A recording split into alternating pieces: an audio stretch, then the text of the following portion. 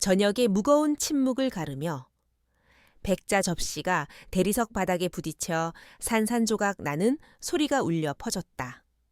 거실에 은은하게 피어오르던 향냄새마저 그 날카로운 파열음에 놀라 흩어지는 듯했다. 오늘은 죽은 남편의 삼죽이었다. 나는 아침부터 정성껏 음식을 만들어 제사상을 차렸다. 남편이 좋아했던 갈비찜과 삼색나물, 정갈하게 부친 육건전. 하지만 아무도 음식에 담긴 내 마음을 알아주지 않았다. 며느리인 개은이는 완벽하게 관리된 손톱으로 테이블을 가볍게 두드리며 바닥에 흩어진 백자 조각들을 경멸 어린 시선으로 내려다보았다. 어머니, 그거 깨신 거 꼭 이 집안 끌어내리시는 모습 같아요. 그녀의 목소리에는 얼음 같은 냉기가 서려 있었다. 날카로운 사기 조각보다 더 아프게. 그 말이 내 심장에 박혔다. 나는 아무 대답도 하지 못했다. 그저 죄인처럼 고개를 숙인 채 떨리는 손을 감출 뿐이었다. 내 아들, 진우는 묵묵히 자기 앞에 밥그릇만 내려다보고 있었다. 아내의 잔인한 말이 틀렸다고 말해주지 않았다. 나를 변호해주지도 않았다. 그의 침묵은 동의였다. 내 아들의 침묵은 세상 그 어떤 비난보다 더 아프고 깊은 상처를 남겼다. 이 집에서 나는, 그리고 나의 모든 것은 이제 그저 거추장스러운 짐일 뿐이라는 것을 확인시켜주는 의식과도 같았다. 바로 그때였다. 되어락이 해제되는 소리가 들리고 현관문이 조용히 열렸다. 1년 만에 보는 딸, 지연이었다. 싱가포르에서 막 도착한 듯 손에는 아직 여행 가방이 들려 있었다.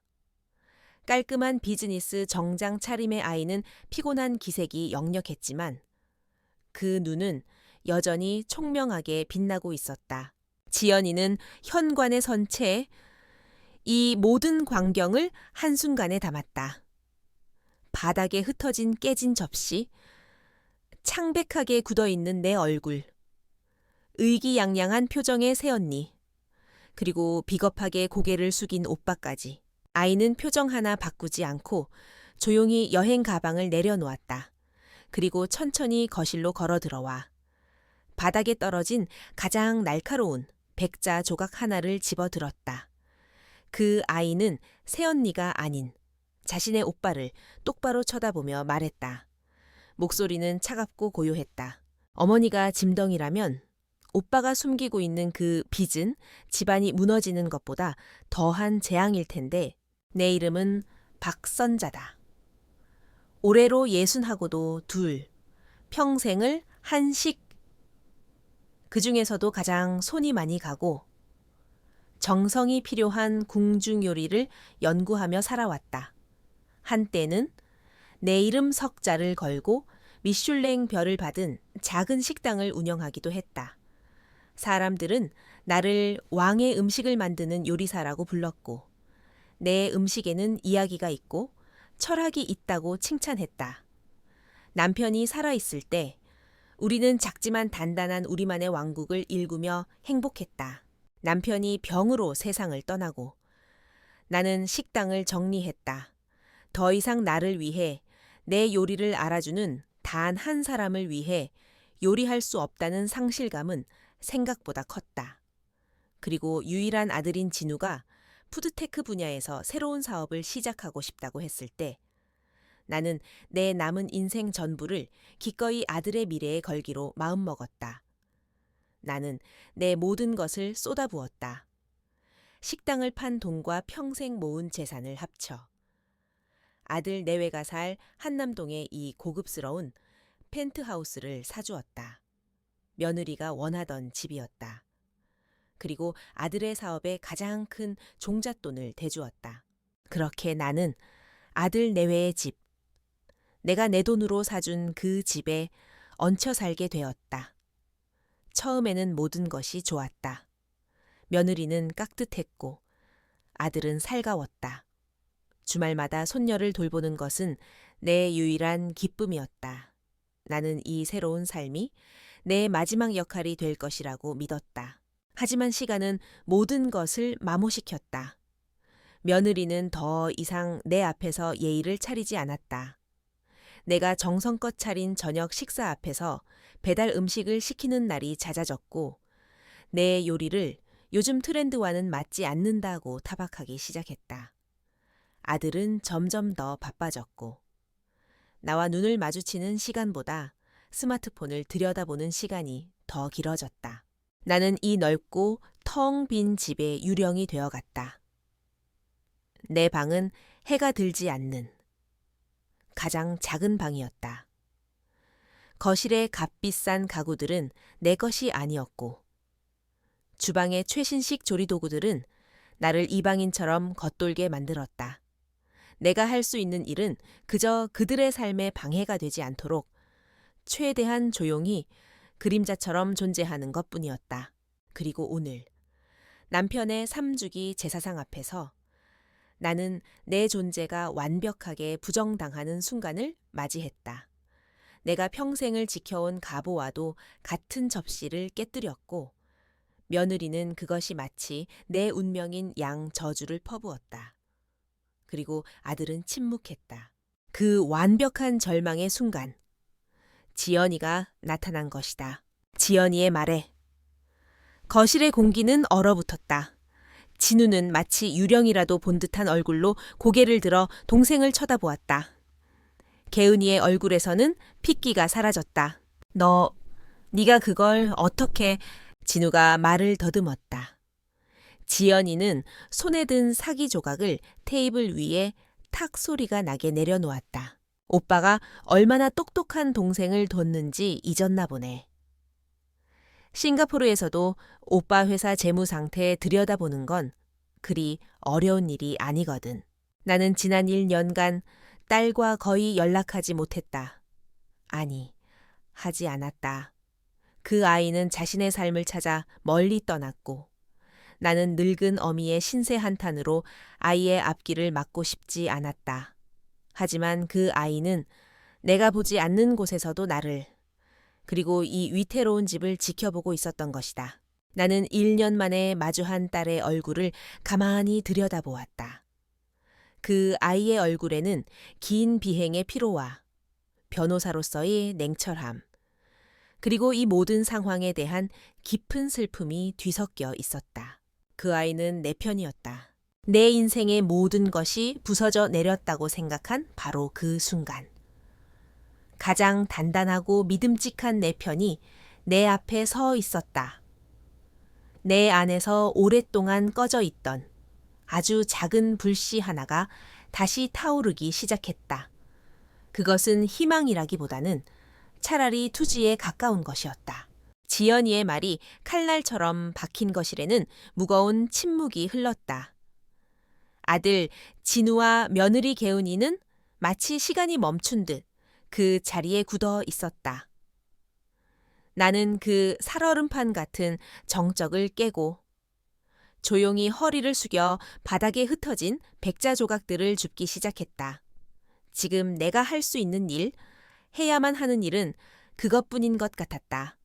이 집안의 어른으로서 이 모든 소란을 수습해야 한다는 익숙한 의무감이 내 몸을 움직였다. 날카로운 사기 조각에 손가락 끝이 베어 붉은 피가 배어나왔지만 이상하게도 아프지 않았다. 마음의 상처가 너무 깊어. 육체의 고통은 느껴지지 않았다. 나는 주방으로 가 쓰레받기를 가져와 남은 조각들을 조용히 쓸어 담았다. 그 과정에서 누구도 나에게 말을 걸지 않았다. 나는 그들의 투명 인간이었고 묵묵히 내 역할을 수행한 뒤 내 방으로 이 집에서 유일하게 나에게 허락된 작은 동굴로 들어왔다. 문을 닫자 바깥에서 두 아이의 낮지만 격앙된 목소리가 희미하게 들려왔다. 나는 더 이상 듣고 싶지 않았다. 그들의 전쟁에서 나는 잠시 퇴장하기로 했다. 나는 방 한쪽에 놓인 낡은 오동나무 상자를 열었다. 그 안에는 내가 평생을 바쳐 일군 식당, 선자수라의 흔적들이 잠들어 있었다. 달고 다른 첫 메뉴판. 남편과 함께 주방에서 찍은 흑백 사진. 그리고 내 손때가 묻은 작은 과도. 나는 그 과도를 가만히 손에 쥐었다. 차가운 쇠의 감촉이 잊고 있던 기억들을 수면 위로 끌어올렸다. 선자수라는 내 인생이자 자부심이었다. 종로의 한적한 골목에 자리 잡은 작은 한옥 식당. 그곳의 주방은 내게 세상에서 가장 신성한 공간이었다. 나는 매일 새벽 시장에서 가장 신선한 재료를 직접 고르고 몇 시간이고 끓여 깊은 맛을 낸 육수로 하루를 시작했다. 나는 잊혀가는 궁중의 조리법을 되살려냈고 내 음식에는 저마다의 이야기가 담겨 있었다. 사람들은 내 음식을 맛보기 위해 몇 달 전부터 예약을 했고 어떤 이들은 내 음식이 돌아가신 어머니의 손맛을 떠올리게 한다며 눈물을 글썽이기도 했다. 남편은 그런 나를 늘 자랑스러워하며 식당의 굳은 일을 도맡아 주었다. 우리는 함께 늙어가는 전우였고 서로의 가장 큰 지지자였다. 남편이 곁을 떠나고 식당은 나에게 유일한 위안이었다. 하지만 내 나이 60이 되던 해 아들 진우가 나를 찾아왔다. 녀석의 눈은 젊은 날의 내 남편처럼 꿈과 열정으로 반짝이고 있었다. 어머니, 제가 세상을 바꿀 사업을 구상했어요. 어머니의 요리 철학을, 이 위대한 한식을 푸드테크 기술과 결합해서 전 세계 모든 사람의 식탁에 올리는 거예요. 아들은 자신의 원대한 계획을 열정적으로 설명했다. 나는 그 꿈의 크기보다 그 꿈을 꾸는 아들의 눈빛에 마음이 움직였다. 내 아들이 내가 평생을 바쳐 이룬 것을 더 큰 세상으로 이끌어주리라 믿었다. 어미의 마음이란 그런 것이었다. 나는 미련 없이 식당을 정리했다. 단골 손님들은 눈물로 나의 은퇴를 아쉬워했고 평생을 함께한 직원들은 내게 큰 절을 올렸다. 나는 그들에게 마지막 인사를 하며 이것이 끝이 아니라 아들을 통해 이어질 새로운 시작이라고 말했다. 나는 내 모든 것을 팔았다. 내 역사와 자부심이 깃든 그 공간을 아들의 미래와 맞바꾸었다. 그리고 그 돈으로 며느리가 원하던 한남동에 이 집을 사주었고 아들 사업의 가장 든든한 기둥이 되어주었다. 처음 이 집에 들어오던 날 나는 정말 행복했다. 며느리는 어머니, 이제 아무것도 하지 마시고 저희가 효도하는 것만 받으세요 라며 내 손을 잡았고 아들은 어머니의 희생이 헛되지 않도록 꼭 성공하겠습니다 라며 내 어깨를 감쌌다. 나는 내가 세상에서 가장 현명한 선택을 했다고 믿었다. 하지만 그 따뜻함은 그리 오래가지 않았다. 처음에는 아주 사소한 것부터 변하기 시작했다. 내가 아침 일찍 일어나 정성껏 끓인 해장국 대신 며느리는 숙취 해소 음료를 찾았다. 내가 손녀를 위해 만든 영양 간식 대신 아이의 손에는 값비싼 유기농 과자만 들려 있었다. 그들은 점점 더 자주 외식을 했고 내가 차린 저녁 식탁은 그들이 중요한 저녁 약속을 마치고 돌아올 때까지 차갑게 식어가기 일쑤였다. 어느 날 나는 며칠을 꼬박 매달려 신선로를 만들었다. 아들의 생일이었다. 하지만 그날 밤 아들 내외는 자정이 넘어서야 술에 취해 돌아왔다. 이미 최고급 레스토랑에서 저녁을 먹고 온 뒤였다. 아, 깜빡했네. 미안해요. 엄마, 아들의 무심한 사과에. 나는 밤새 식어버린 신선로를 꾸역꾸역 혼자 치워야 했다. 그날 밤 음식물 쓰레기통에 버려진 것은 내 음식이 아니라 내 마음이었다. 나는 자연스럽게 이 집에 보이지 않는 가사도우미가 되었다. 청소, 빨래, 손녀의 등하교. 처음에는 사랑으로 시작한 일이었지만 어느 순간부터 그것은 나의 당연한 의무가 되어 있었다. 감사합니다 라는 말은 사라진 지 오래였다. 나는 그저 그 자리에 당연히 있는 가구 같은 존재가 되어갔다. 한 번은 거실에서 손녀에게 옛날 이야기를 들려주고 있었다. 그때 쇼핑을 하고 돌아온 며느리가 날카롭게 내 말을 잘랐다. 어머니, 애한테 그런 낡은 이야기 좀 그만하세요. 요즘 애들은 그런 거 안 좋아해요. 그리고는 자기가 사온 명품 가방을 자랑하느라 여념이 없었다. 아들은 그 옆에서 아내의 가방이 예쁘다며 맞장구를 쳤다. 그 순간 나는 깨달았다. 이 집에서 나의 모든 것, 나의 경험과 지혜, 나의 이야기와 음식은 그저 낡은 것일 뿐이었다. 기억의 맛은 쓰디썼다. 나는 낯선 이들에게는 돈을 받고 내 요리에 담긴 이야기를 팔았지만 정작 내 가족의 식탁에서는 그 마음 한 번 제대로 맛보게 하지 못했다. 내 모든 것을 바쳐 얻은 것이 고작 이런 차가운 경멸과 무시라니. 방문 밖에서 아이들의 싸우는 소리가 멎었다. 나는 조용히 오동나무 상자를 닫고 침대에 누웠다. 천장이 빙글빙글 도는 것 같았다.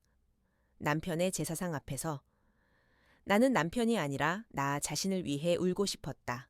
남편의 삶주기는 그렇게 폭풍처럼 지나갔다. 다음 날 아침, 펜트하우스의 공기는 어젯밤의 폭풍이 남긴 잔해처럼 무겁고 서먹했다. 아들 내외는 약속이라도 한 듯 일찌감치 아침 식사도 거른 채 출근을 서둘렀다. 그들은 내 눈도, 동생인 지연이의 눈도 마주치지 못했다. 도망치는 자들의 비겁한 뒷모습이었다. 아이들이 떠난 뒤 집에는 나와 지연이 단둘만이 남았다. 지연이는 어젯밤의 격한 감정을 모두 거두어낸 평소에 이성적이고 차분한 변호사의 얼굴로 돌아와 있었다. 아이는 말없이 내가 어젯밤 베인 손가락에 연고를 바르고 밴드를 붙여주었다. 그 작은 행동 하나에 나는 지난밤 홀로 사겨야 했던 서름이 조금은 씻겨나가는 것을 느꼈다. 우리는 많은 말을 하지 않았지만 이미 서로의 마음을 알고 있었다. 엄마, 저 서재 좀 써야겠어요. 싱가포르에서 처리할 급한 업무 전화가 와서요. 지연이는 그렇게 말하며 오빠의 서재로 들어갔다. 나는 아이가 그저 이를 핑계로 무언가를 파헤치려 한다는 것을 직감했다. 나는 그런 딸을 위해 내가 할 수 있는 일을 하기로 했다. 이 집안의 어른으로서 어지러운 것들을 제자리에 돌려놓는 일. 나는 청소기를 들고 집 안 구석구석을 정리하기 시작했다. 그것은 내 오랜 습관이었다. 마음이 복잡할 때면 몸을 움직여야 했다. 닦고, 쓸고. 정돈하는 행위는 헝클어진 내 마음을 조금이나마 가라앉혀 주었다. 그러다 나는 진우의 서재 책상 아래에 놓인 문서 파쇄기에 시선이 멈췄다. 파쇄기는 내용물로 가득 차 있었다. 그리고 칼날 사이에 미처 다 갈리지 않은 종이 조각 하나가 위태롭게 걸려 있었다. 내 안에 무언가가 경고 신호를 보냈다. 나는 조심스럽게 그 종이 조각을 빼내었다. 거기에는 희미하지만 선명한 몇 개의 단어가 인쇄되어 있었다. 투자 계약 위반, 최종 경고, 심장이 쿵 하고 내려앉았다. 나는 책상 옆 휴지통을 들여다보았다. 커피컵과 과자 봉지 아래 구겨진 우편물 봉투 하나가 숨겨져 있었다. 발신인은 프로메트스 벤처스라고 적혀 있었다. 나는 떨리는 손으로 그 봉투를 꺼내 주머니에 넣었다. 아들이 내게 보내지 않으려 했던, 혹은 내가 보아서는 안 되었을 편지였다. 1시간쯤 지났을까. 서재 문이 열리고 지연이가 무겁게 굳은 얼굴로 걸어 나왔다. 아이는 자신의 노트북을 들고 거실 테이블 앞에 앉았다. 그 눈빛은 더 이상 딸의 것이 아니었다. 거대한 사건의 진실을 마주한 검사의 눈빛이었다.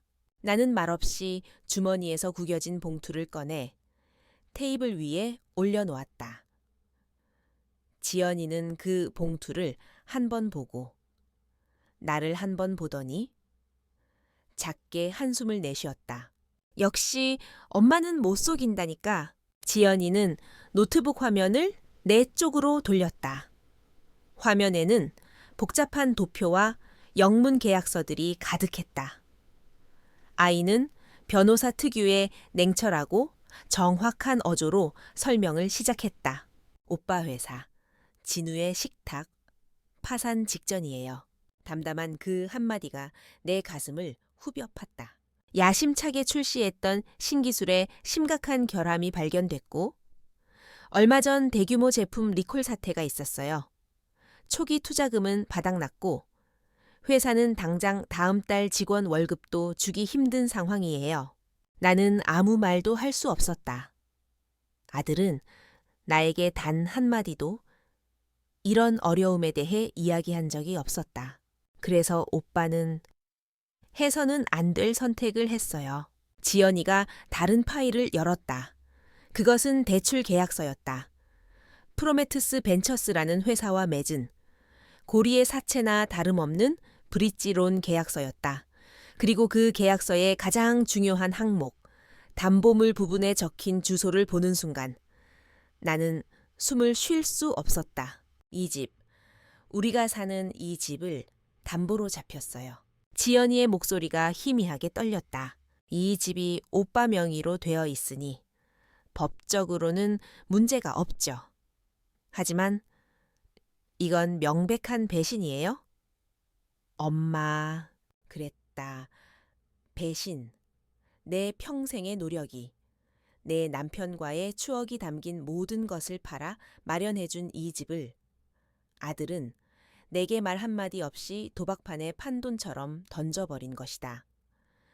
내가 휴지통에서 발견한 편지는 그 도박의 대가를 치르라는 마지막 경고장이었다. 그들은 이 집을 빼앗기기 직전까지 나에게 모든 것을 숨기고 있었던 것이다. 어젯밤 며느리가 내게 던졌던 그 차가운 말이 다시 귓가에 맴돌았다. 어머니, 그거 깨신 거 꼭 이 집안 끌어내리시는 모습 같아요. 그 말의 진짜 의미를 이제야 알 것 같았다. 그들은 자신들이 저지른 잘못으로 이 집안을 무너뜨리고 있으면서 그 모든 책임을 내게, 나의 존재에게 돌리고 싶었던 것이다. 내가 짐덩이가 되어 주어야만 자신들의 죄책감을 조금이라도 덜 수 있었을 테니까 나는 더 이상 슬프지 않았다. 눈물조차 나오지 않았다. 심장이 차갑게 식어버린 것 같았다. 그 자리에는 오직 서늘한 분노와 내가 얼마나 어리석었는지에 대한 깊은 자괴감만이 남았다. 그들은 마지막 순간까지 엄마한테서 돈을 더 뜯어낼 생각이었을 거예요. 이자를 막기 위해서 지연이가 분노를 억누르며 말했다. 나는 테이블 위에 놓인 구겨진 편지를 가만히 내려다보았다. 그것은 단순한 경고장이 아니었다. 내 아들의 거짓말과 탐욕, 그리고 내 믿음에 대한 사망 선고서였다. 나는 자리에서 일어났다. 그리고 그 편지를 조심스럽게 펼쳐 어젯밤 제사를 지냈던 식탁의 정중앙에 올려놓았다. 오늘 밤, 저녁 식사는 내가 차려야겠다. 내 목소리는 나조차 놀랄 만큼 차분했다. 그리고 진우와 개은이가 돌아오면 이 편지가 그 아이들을 기다리고 있을 거야. 이제 거짓말은 여기서 끝내야지. 나는 더 이상 상처받고 숨는 피해자가 아니었다. 나는 내 손으로 직접 이 지독한 연극의 마지막 막을 올리기로 결심했다. 그날 오후 내내 나는 주방에 있었다. 내 평생의 전장이자 성소였던 곳. 나는 잊고 있던 모든 감각을 깨워 저녁 식사를 준비했다. 남편이 살아생전 가장 좋아했던 칠첩반상, 임금님, 수라상에나 오르던 구절판과 정성껏 다진 고기를 채워 쪄낸 어선, 그리고 잣가루를 곱게 뿌린 겨자채까지. 이것은 더 이상 가족을 위한 사랑의 음식이 아니었다. 내 지난 세월과 자부심을 건 마지막 만찬이자 조용한 전쟁의 시작을 알리는 의식이었다. 칼질 하나하나, 냄비를 젓는 손길 하나하나에 나는 차가운 결의를 담았다. 그동안 지연이는 거실에서 노트북을 펼쳐놓고 무언가에 몰두했다. 우리는 마치 오랫동안 손발을 맞춘 파트너처럼 말없이 각자의 무기를 갈고 닦았다. 집안의 공기는 고요했지만 폭발 직전의 화산처럼 뜨거운 긴장감이 감돌았다. 저녁이 되어 아들 내외가 돌아왔다.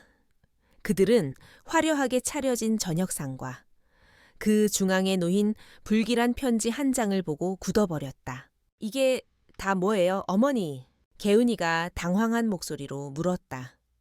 나는 대답 대신 의자를 가리켰다. 우선 앉아라. 할 이야기가 있으니. 식사는 숨 막히는 침묵 속에서 시작되었다. 음식은 완벽했지만 아무도 그 맛을 제대로 느끼지 못하는 듯했다. 음식의 맛은 곧 터져 나올 진실의 무게에 짓눌려 있었다. 결국 그 침묵을 깬 것은 아들, 진우였다. 녀석은 더 이상 압박감을 견딜 수 없다는 듯 숟가락을 내려놓고 편지를 가리켰다. 이게 다 뭐예요? 어머니, 지연이 네가 또 무슨 짓을 한 거야. 그 순간 변호사 최지연이 입을 열었다. 내 딸은 더 이상 동생이 아니었다. 피고인을 신문하는 냉철한 검사였다. 내가 한 게 아니지. 오빠가 한 짓이지. 지연이는 노트북을 테이블 위로 돌려 진우와 개은이 앞에 증거들을 펼쳐 보였다. 파산 직전인 회사의 재무 상태, 프로메트스 벤처스와 맺은 불법적인 대출 계약서, 그리고 담보로 잡힌 이 집의 등기부 등본까지. 이제 변명은 그만하고 진실을 말해봐. 오빠, 이 집 날리기 직전이잖아. 더 이상 빠져나갈 구멍이 없다는 것을 깨달은 진우의 얼굴이 일그러졌다. 그는 결국 모든 것을 자백했다. 하지만 그 입에서 나온 것은 참회나 사죄가 아니었다. 지독한 자기 연민과 원망, 그리고 분노였다. 그래, 다 사실이야 하지만 나보고 어쩌라는 건데. 진우가 고함을 질렀다. 어머니는 평생을 조선 최고의 요리사 소리 들으면서 사셨으니 내 마음을 알기나 해. 어딜 가나 사람들은 나를 박선자 명인의 아들이라고 불렀어. 어머니의 그늘이, 그 잘난 명성이 나를 얼마나 숨 막히게 했는지 아시냐고. 나는 나 자신을 증명해야 했어. 어머니의 도움 없이 나만의 방식으로 성공하고 싶었다고. 그것은 아들의 절규라기보다는 책임을 회피하기 위한 비겁한 변명이었다. 그래서 위험을 감수할 수밖에 없었어. 어머니가 처음부터 내 비전을 믿고 제대로 지원해줬다면 고작 이 집 한 채 사주고 생색낼 게 아니라 내 사업에 더 큰 자본을 대주셨다면 내가 저런 사채업자들한테까지 손을 벌렸을 것 같아. 나는 내 귀를 의심했다. 내가 바친 평생의 노력이, 내 사랑이. 아들의 입에서는 자신의 실패를 가리기 위한 부족한 지원으로 둔갑하고 있었다. 그때 개은이가 남편의 편을 들고 나섰다. 그녀의 눈에는 숨겨왔던 탐욕이 노골적으로 번뜩였다. 어머님, 아버님 말씀이 맞아요? 아직 방법이 있잖아요? 어머님이 진정으로 진우 씨를 사랑하신다면, 이 가족과 손녀의 미래를 생각하신다면 어머님이 가진 마지막 것을 파시면 되잖아요. 며느리가 말하는 마지막 것. 그것은 내 아버지가 돌아가시며 내게 물려주신 충청도의 작은 간장과 된장을 만드는 낡은 종갓집에 대한 지분이었다. 돈으로 환산할 수 없는 내 뿌리이자 정신과도 같은 곳이었다. 그 낡아 빠진 간장회사, 지분. 그거 가지고 계셔서 뭐 하시겠어요? 그거 파시면 진우 씨 회사도 살리고 우리도 이 집에서 계속 살 수 있어요. 그게 어머님이 하실 수 있는 최소한의 도리라고요. 마침내 그들의 속내가 완벽하게 드러났다. 그들은 나의 모든 것을 원하고 있었다. 내 돈, 내 집, 그리고 마지막 남은 내 영혼까지. 나는 그들의 추악한 대화를 아무 말 없이 듣고 있었다. 내 얼굴은 감정을 잃은 가면처럼 차갑고 평온했다. 내 머릿속에서 지난 세월 아들을 향해 품었던 모든 애정과 연민의 끈이 툭 하고 끊어지는 소리가 들렸다.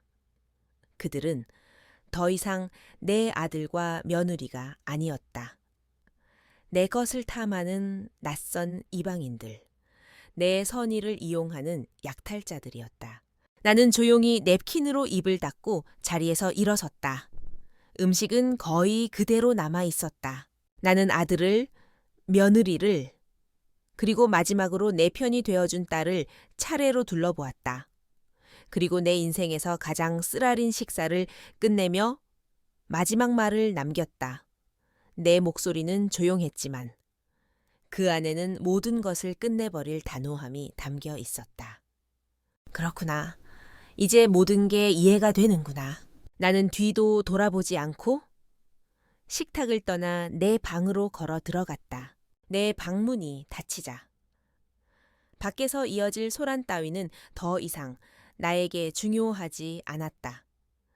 나는 내 작은 방, 이 거대한 집에서 유일하게 내 숨결이 묻은 공간으로 돌아와 비로소 길고 깊은 숨을 내쉬었다. 모든 것이 끝났다는 생각에 이상하게도 마음이 평온해졌다. 그것은 파괴 뒤에 찾아오는 기묘한 고요함이었다. 잠시 후 지연이가 조용히 방문을 열고 들어왔다. 아이는 아무 말 없이 내 옆에 앉았다. 괜찮으세요? 엄마, 그럼 지금처럼 괜찮았던 적이 없지.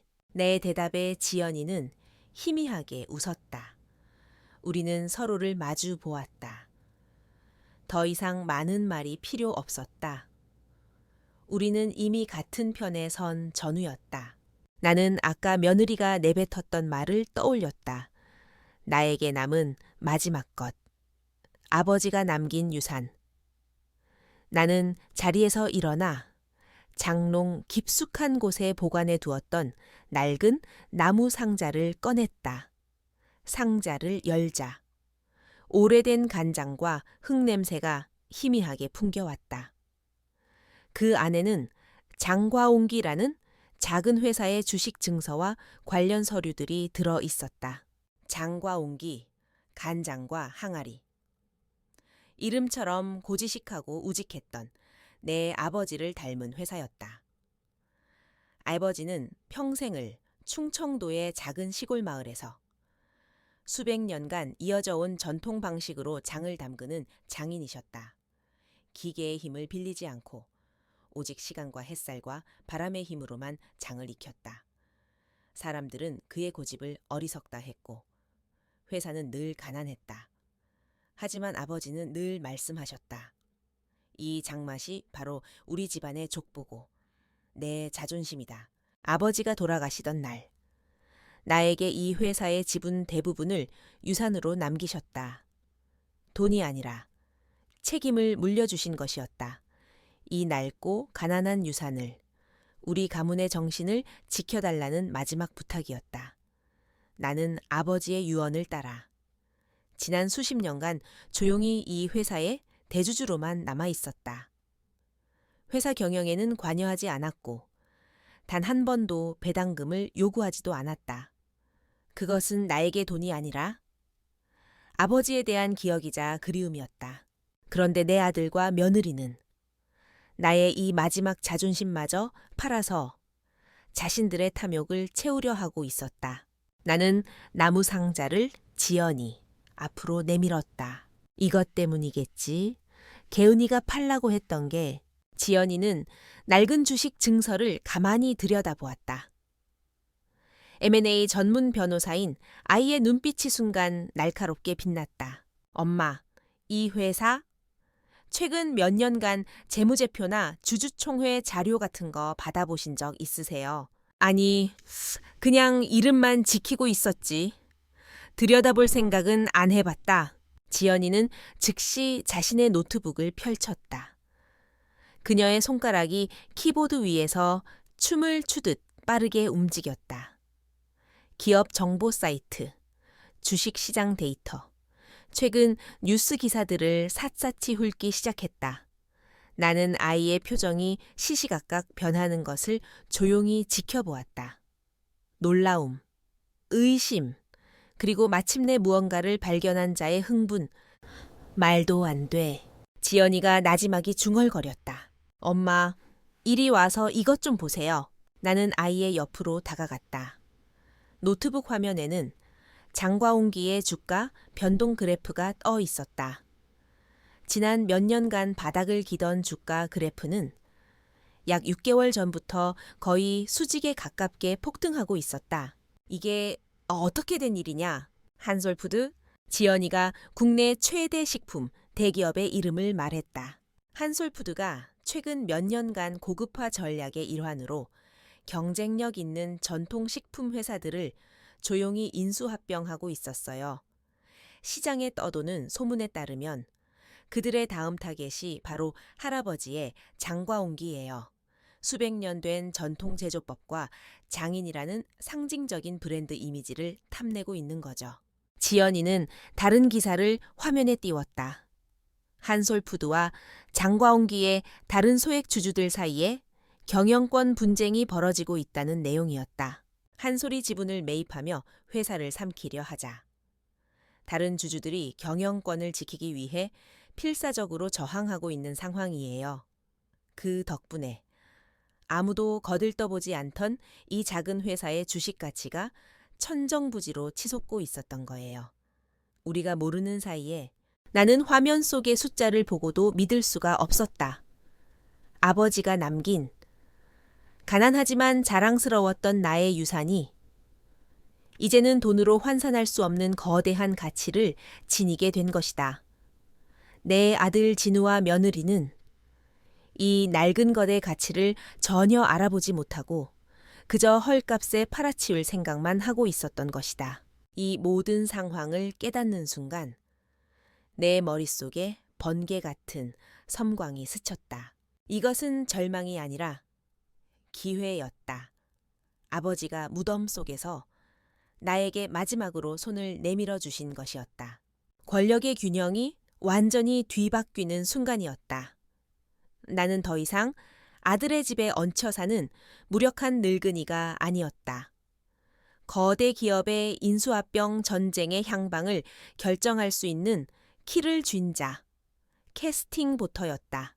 푸드테크라는 최신 기술로 세상을 바꾸겠다던 내 아들은 자신의 모든 것을 잃기 직전인데 가장 낡고 변하지 않던 아버지의 유산이 이제 나의 가장 강력한 무기가 되어 돌아온 것이다. 이 얼마나 지독한 아이러니인가. 나는 씁쓸한 미소를 지었다. 이제 내가 무엇을 해야 할지는 명확해졌다.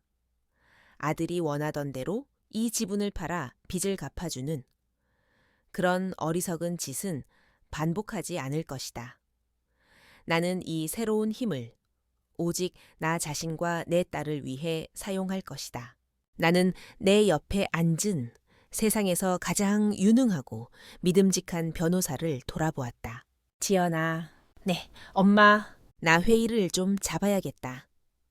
내 아들놈 말고 나는 노트북 화면 속 한솔푸드라는 글자를 손가락으로 가리켰다. 한솔푸드 대표, 그 사람 좀 만나게 해줘. 내 방에서 나와 딸이 어떤 계획을 세웠는지 아들 내외는 알지 못했다. 그들은 그저 내가 마침내 현실을 받아들이고 자신들을 위해 마지막 남은 유산마저 팔아치울 것이라 굳게 믿고 있었다. 프로메테스 벤처스에서 걸려오는 독촉 전화가 잦아질수록 그들은 점점 더 초조하게 나를 닥달했다. 어느 날 저녁 진우와 개운이는 내 방으로 들어와 무릎까지 꿇었다. 악어의 눈물이었다. 어머니, 저희가 다 잘못했어요. 제발 저희 좀 살려주세요. 어머니, 그 장과옹기 지분만 팔아주시면 저희가 평생 어머니 발 닦개가 되어서 모실게요. 개은이가 내 옷자락을 붙잡고 애원했다. 나는 그들의 위선적인 연극을 말없이 내려다보았다. 불과 며칠 전 나를 짐짝 취급하고 내 자존심을 짓밟았던 바로 그 입에서 이제는 간절한 애원이 흘러나오고 있었다. 그들의 눈에는 반성의 기미라고는 없었다. 오직 자신들의 안위만을 걱정하는 이기적인 공포만이 가득했다. 생각해보마. 나는 짧게 대답하고 그들을 내보냈다. 내 차가운 태도에 그들은 당황했지만 한편으로는 희망을 보았을 것이다. 그들은 내가 결국에는 어미의 마음으로 자신들을 용서하고 구원해 줄 것이라 믿었을 테니까.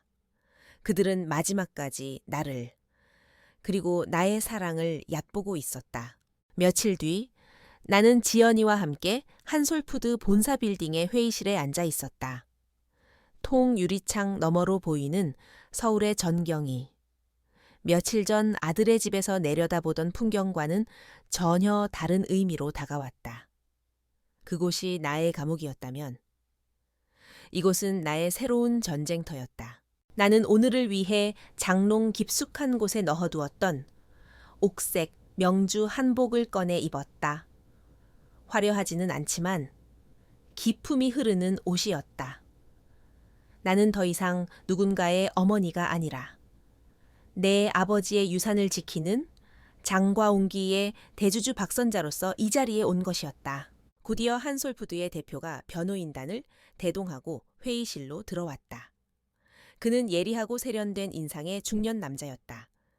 그는 내 소박한 행사액을 보고 잠시 의아한 표정을 지었지만 내 옆에 앉은 지연이를 보고는 이내 상황을 파악한 듯 정중하게 인사를 건넸다.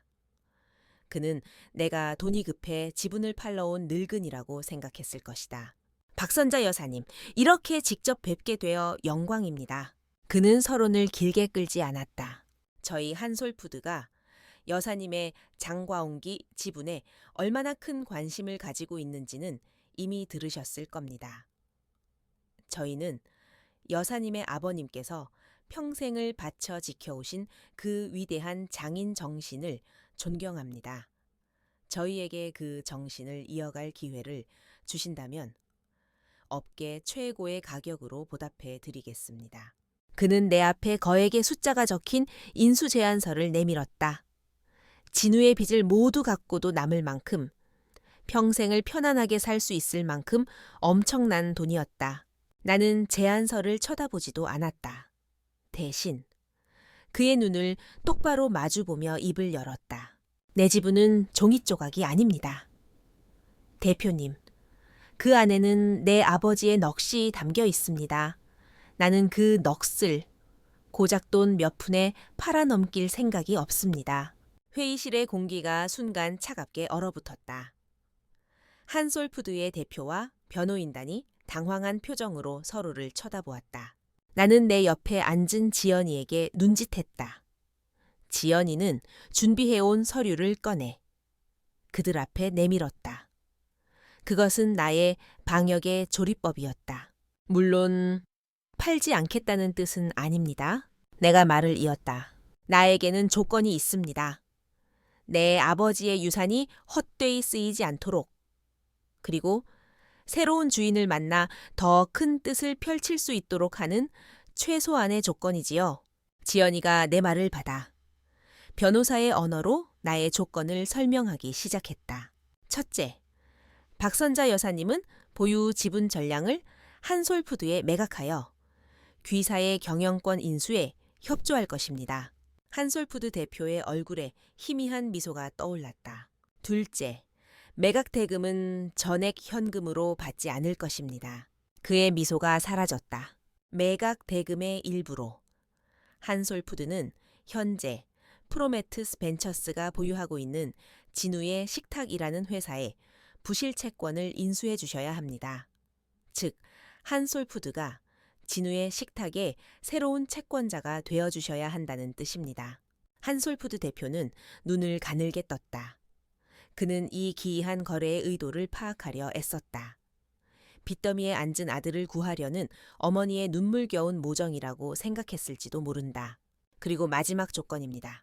지연이의 목소리가 서늘하게 울렸다. 새로운 채권자로서 한솔푸드는 진우의 식탁에 대해 계약서에 명시된 원칙 그대로 가차 없는 기업 구조 조정을 단행해야 합니다.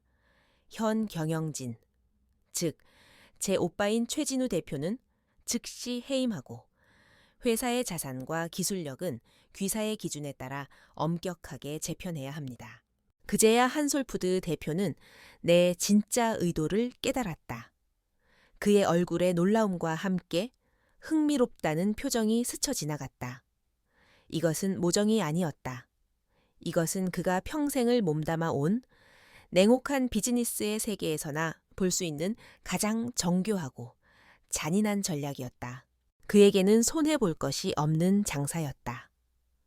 그는 그토록 원하던 장과웅기라는 명품 브랜드를 손에 넣는 동시에 덤으로 부실하지만 잠재력 있는 푸드테크 스타트업을 헐값에 인수할 기회까지 얻게 된 것이다. 회의가 끝나고 돌아오는 길, 지연이가 나에게 물었다. 엄마, 정말 괜찮으시겠어요, 그건? 복수 그 이상이에요. 오빠를 완전히 파멸시키는 길일 수도 있어요. 나는 창밖을 보며 대답했다. 복수는 뜨거운 요리라. 요리사의 손까지 데이게 만들지. 이건 복수가 아니야. 지연아, 이건 수업이다.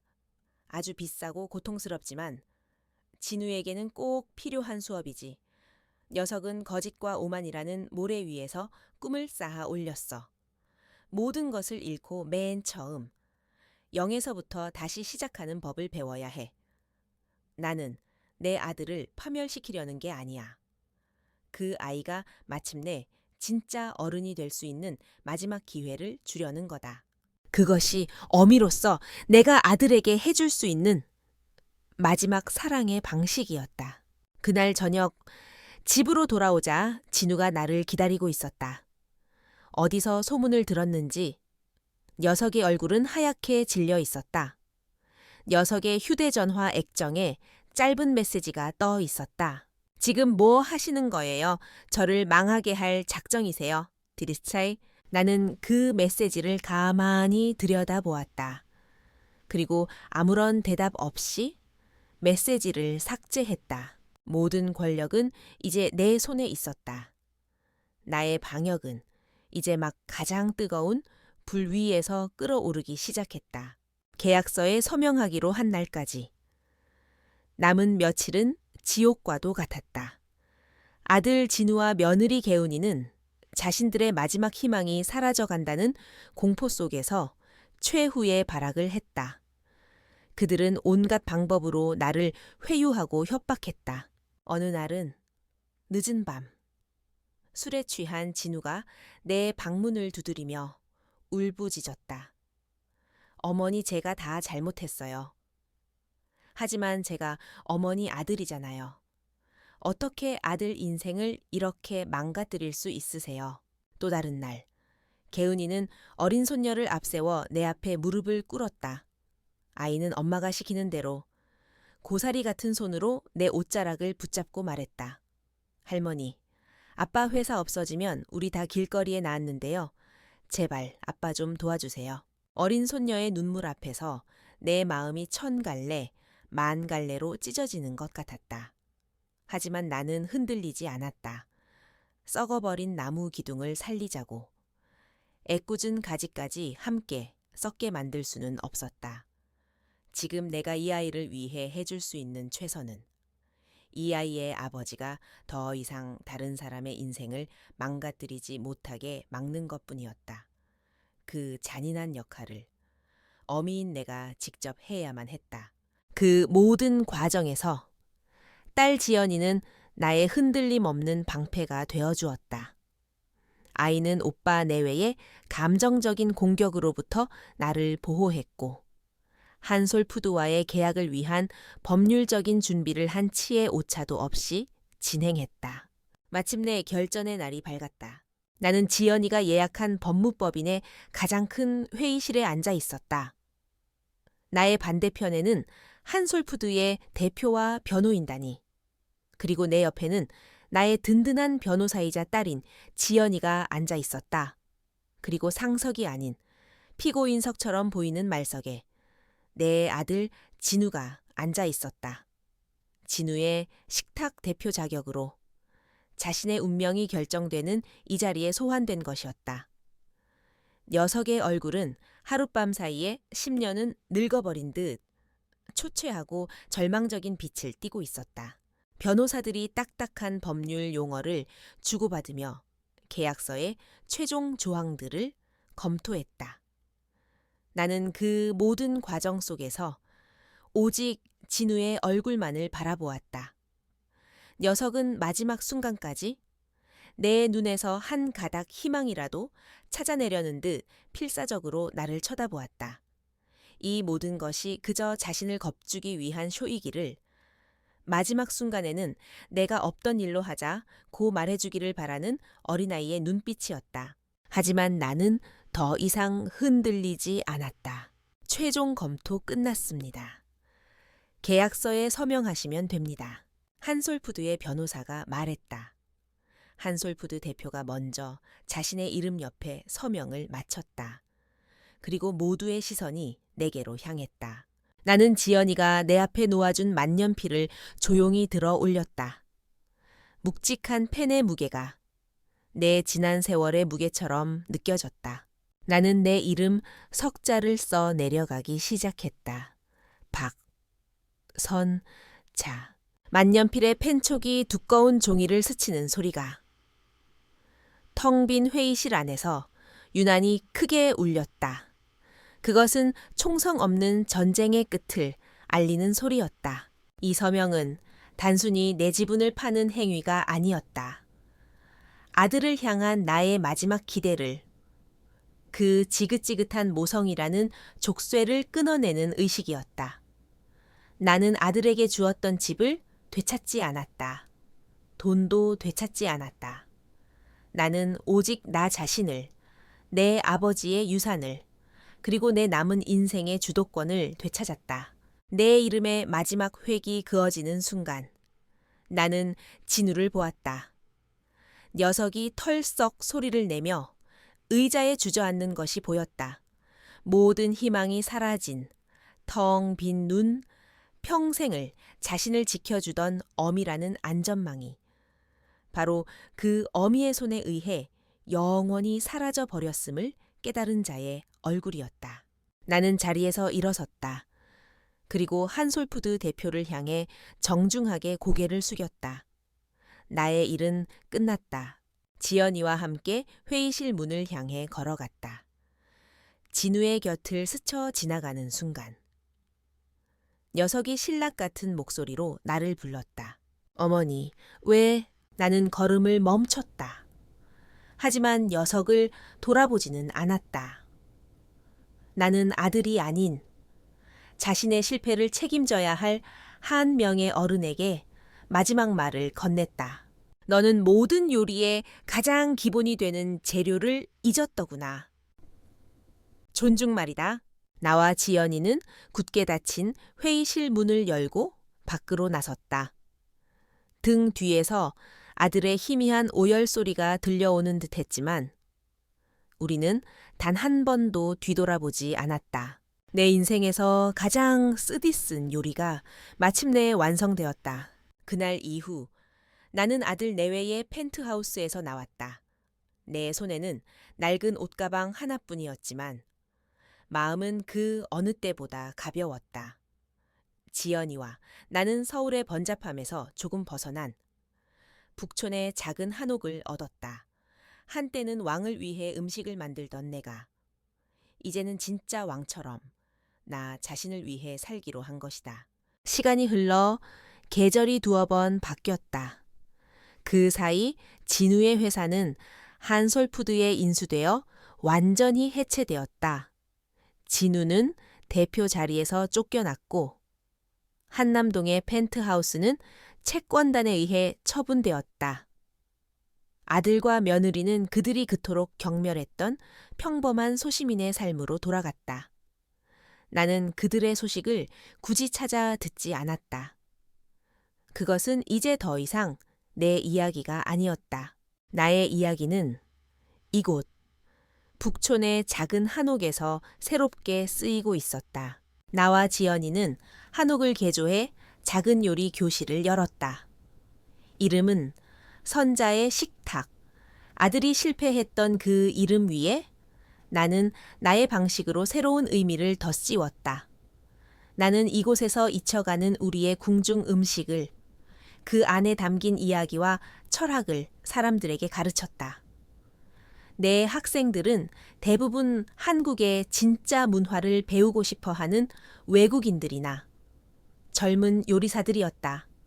그들은 내 주름진 손에서 피어나는 섬세한 기술에 감탄했고, 내가 들려주는 음식에 얽힌 예시하기에 귀를 기울였다.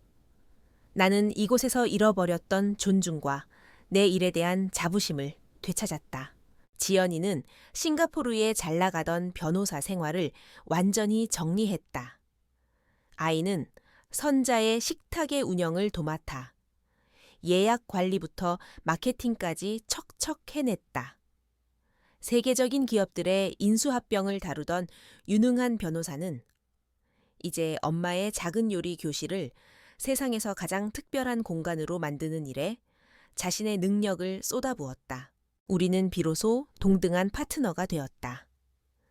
나는 주방이라는 나의 왕국을 다스렸고 아이는 세상과 연결되는 창을 열어주었다. 우리는 함께 장을 보고 함께 메뉴를 고민했다. 저녁이면 작은 툇마루에 나란히 앉아 서로의 어깨에 기대어 하루의 피로를 풀었다. 우리의 관계는 더 이상 희생과 부채감으로 얽혀 있지 않았다. 서로를 있는 그대로 존중하고 서로의 삶을 응원하는 가장 든든한 동지가 되었다. 어느 맑은 봄날 오후였다. 요리 교실이 끝나고 지연이와 함께 마당의 작은 텃밭을 가꾸고 있었다. 그때 우편함에 꽂힌 편지 한 통을 발견했다. 발신인 주소는 없었지만 삐뚤빼뚤한 어린아이의 글씨체로 내 이름이 적혀 있었다. 손녀가 보낸 편지였다. 나는 잠시 망설이다. 편지를 열었다. 할머니, 잘 지내세요? 저는 할머니가 해주신 잡채가 먹고 싶어요. 우리 이사했어요. 전보다 훨씬 작은 집이에요. 아빠는 다른 회사에 다녀요. 엄마는 이제 새 가방 안 사요. 언젠가 할머니 음식을 다시 먹을 수 있었으면 좋겠어요. 사랑을 담아. 서윤 올림. 나는 편지를 가만히 내려다보았다. 아들 내외의 사죄나 변명은 한마디도 없었다. 하지만 이 짧은 편지 안에 그들의 지난 1년이 고스란히 담겨 있었다. 그들은 추락했고 그 대가를 치르고 있었다. 내 마음 한구석이 아려왔다. 하지만 후회는 없었다. 그것이 내 아들이 진짜 어른이 되기 위해 반드시 거쳐야 할 과정이라는 것을 알기 때문이었다. 그날 밤 지연이가 나에게 물었다. 답장하실 거예요. 나는 달빛이 고요하게 내려앉은 마당을 바라보며 조용히 고개를 저었다. 아니, 아직은 때가 아니야. 나는 그들을 용서하지 않은 것이 아니었다. 나는 이미 오래전에 나 자신을 용서했다. 더 이상 아들의 실패를 내 탓으로 돌리지 않기로. 더 이상 나의 희생이 부족했다고 자책하지 않기로. 나는 나 자신과 화해했다. 그것으로 충분했다. 나는 내 삶의 새로운 설계도를 완성했다. 그 설계도 위에는 더 이상 아들의 성공이 아니라 나의 평온과 행복이 가장 중요한 자리를 차지하고 있었다. 내일 아침이면 나는 또다시 향기로운 찬물을 올리고 새로운 학생들을 맞이할 것이다. 지연이는 옆에서 밝게 웃으며 그들을 안내할 것이다. 우리의 식탁은 이제 슬픔과 분노가 아닌 따뜻한 온기와 건강한 웃음으로 가득 찰 것이다. 이것이 나의 마지막 장이자 가장 눈부신 시작이었다.